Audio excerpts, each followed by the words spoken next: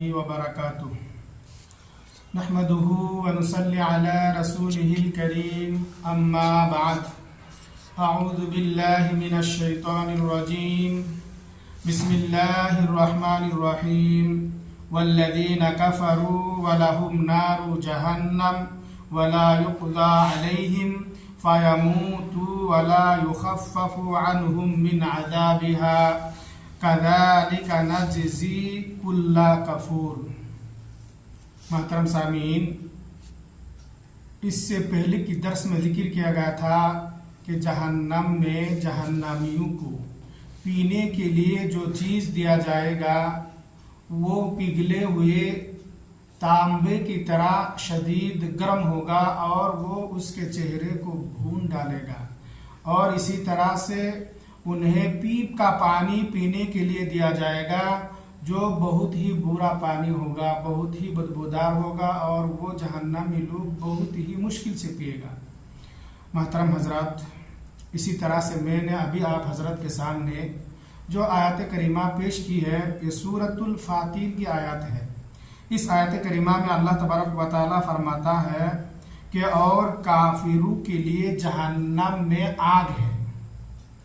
اور نہ وہاں ان کے بارے میں یہ فیصلہ کیا جائے گا کہ وہ مر جائے، اور نہ ہی ان سے عذاب ہلکا کیا جائے گا۔ اور اللہ تبارک و تعالیٰ فرماتا ہے کہ ہم نے اسی طرح سے ہر کافر، ہر ناشکر گزار لوگوں کو عذاب دیتے ہیں۔ محترم سامعین،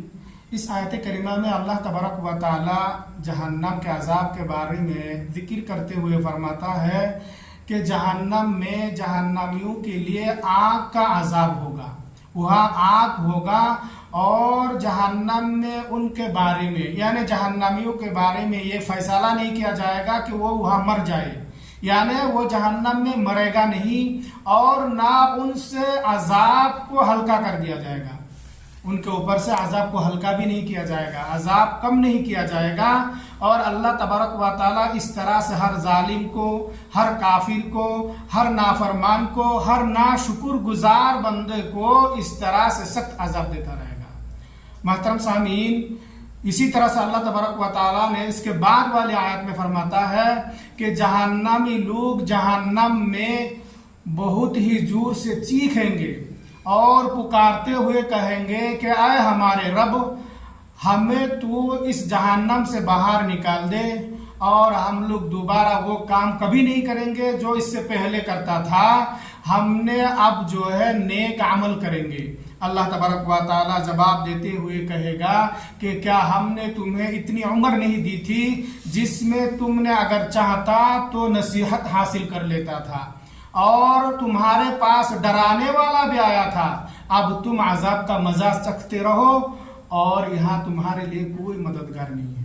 محترم سامعین، اس آیت کریمہ میں اللہ تبارک و تعالیٰ فرماتا ہے کہ جہنمی لوگ جہنم میں بہت زور زور سے چیخ ماریں گے اور پکارتے ہوئے اللہ تبارک و تعالیٰ سے کہے گا کہ ہمارے رب، اے اللہ، ہمیں اس جہنم سے باہر نکال دے، اور ایک بار دنیا میں بھیج دے تو ہم کیا کریں گے؟ پہلے جو گناہ ہم کیا کرتے تھے، جو نافرمانی ہم کیا کرتے تھے، ان تمام کو چھوڑ کر ہم اب نیک عمل کریں گے۔ تو اللہ تبارک و تعالیٰ کیا جواب دے گا؟ اللہ تعالیٰ جواب دیتے ہوئے فرمائے گا کہ کیا ہم نے تمہیں اتنی عمر نہیں دی تھی،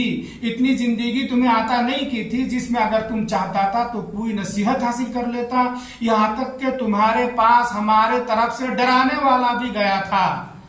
اب جو ہے تم اس عذاب کا مزہ سکتے رہو، یہاں تمہارے لیے نہ کوئی مددگار ہے، نہ تمہیں بچانے والا کوئی ہے۔